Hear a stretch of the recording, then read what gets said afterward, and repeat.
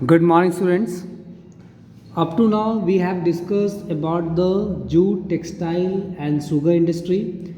Today, we will focus on mineral-based industry in the chapter of class 10 geography, that is manufacturing industry.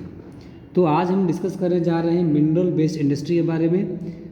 Minerals का use इसमें होता है और metals का use होता है एज अ रॉ मटेरियल।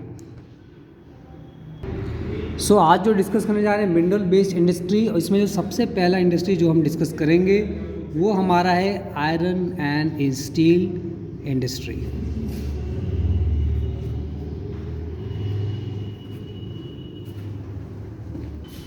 जब भी हम बात करते हैं आयरन एंड स्टील इंडस्ट्री की, तो सबसे इम्पॉर्टेंट टर्म जो आता है it is the basic industry, which means it is needed for making machines, tools and other items of use which are the base for other industry। इसलिए इस industry पे ही other industries depend करती हैं। तो ये एक बहुत ही इम्पॉर्टेंट इंडस्ट्री है हमारे लिए। Its production and consumption as index of development. अगर किसी कंट्री में per capita consumption of steel increase हो रहा है, it means that country is developing.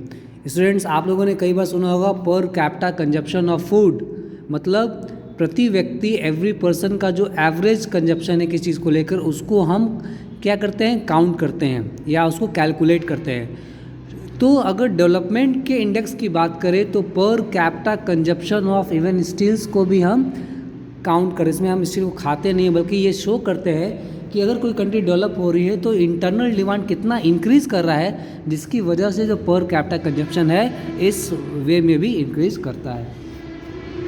आप खुद देखोगे कि इंडिया में जो इसका कंजप्शन है एवरी ईयर इंक्रीज कर रहा है, and India ranks among the top 4 consumers and producers of the world. India largest producer है स्पॉन्ज आयरन में, and per capita consumption is already increasing but it is still low. अगर हम देखेंगे तो ये अभी भी बहुत कम है when you compare to countries like USA. India में बहुत सारे इंटीग्रेटेड प्लांट्स हैं और बहुत सारे मिनी प्लांट्स भी देखने को मिलेंगे। They are public sectors marketing like SAIL TISCO.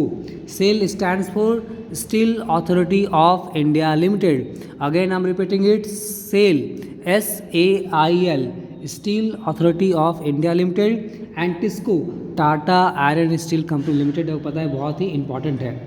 Concentration of iron and steel industry जो आपको देखने को मिलेगा वो ज़्यादा देखने को मिलेगा कहाँ, छोटा और नागपुर प्लेटू में, जो हमारा एरिया है। Jharkhand lies entirely in the छोटा नागपुर बेल्ट।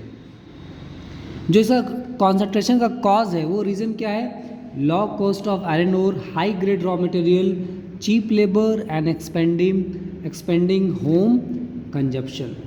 जो हमारा जो ये एरिया, इसका देखो जो रॉ मटेरियल होता है ना काफ़ी बल्की होता है। तो अगर हम इसके इंडस्ट्री को processing power plants processing industry को अगर हम काफ़ी दूर इस्टेब्लिश करेंगे तो जो हमारा कॉस्ट है ट्रांसपोर्टेशन का वो इतना ज़्यादा हो जाएगा कि हमें फ़ायदा बिल्कुल भी नहीं होगा। इसलिए इनका जो कॉन्सेंट्रेशन देखने को मिलेगा इस इंडस्ट्री का वो around the areas from where we can get the raw material very easily. और यहाँ पे सफिशिएंट प्रोडक्शन है डोमेस्टिक डिमांड को लेकर भी, इसलिए इन एरियाज़ में आपका कॉन्सेंट्रेशन ज़्यादा देखने को मिलेगा। तो एग्जामिनेशन पॉइंट ऑफ व्यू से आपके लिए जो इंपॉर्टेंट क्वेश्चन है वो ये है कि ऐसे कौन कौन से फैक्टर्स हैं या रीजन्स हैं जिनकी वजह से इनका कॉन्सेंट्रेशन आपको छोटा नागपुर प्लेटूज में देखने को मिलता है। व्हाट आर द रीजन्स और factor behind the concentration of such industry like steel और आयरन स्टील इंडस्ट्री इन छोटा Nagpur Plateau region? What are the reasons? You have to find out and write in your copies। अभी हम discuss करने जा रहे हैं कैसे कौन कौन से फैक्टर्स हैं जो इसके लोकलाइजेशन को अफेक्ट करते हैं। जो सेम हमने जो क्वेश्चन अभी बोला उसका आंसर है ये। सभी ध्यान से इसको देखिए और इसको जरूर कॉपी में लिखिएगा, because it is going to be one of the most important questions of this chapter, as this industry is the base for other industry. हमने डिस्कस किया कि इसका जो रॉ मटेरियल है काफ़ी बल्कि होता है। ट्रांसपोर्ट फैसिलिटीज़ अवेलेबल होनी चाहिए, अगर नियर बाई में होगा तो इजीली हो पाएगा।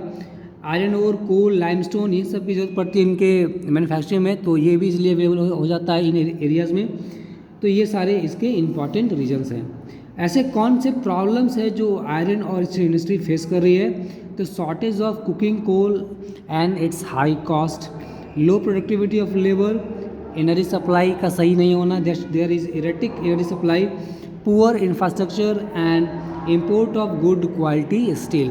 बाहर से अगर स्टील हम मंगा लेंगे जो हमारा इंटरनल डिमांड है वो तो कम हो जाएगा ना, तो इसकी वजह से भी हमारी इंडस्ट्री को स्टिफ कॉम्पिटिशन फेस करना पड़ रहा है।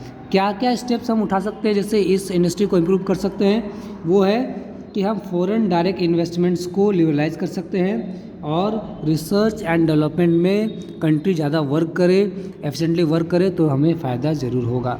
So students, this were the important topics that we have discussed today. In next class we will discuss about other mineral based industries. Thank you.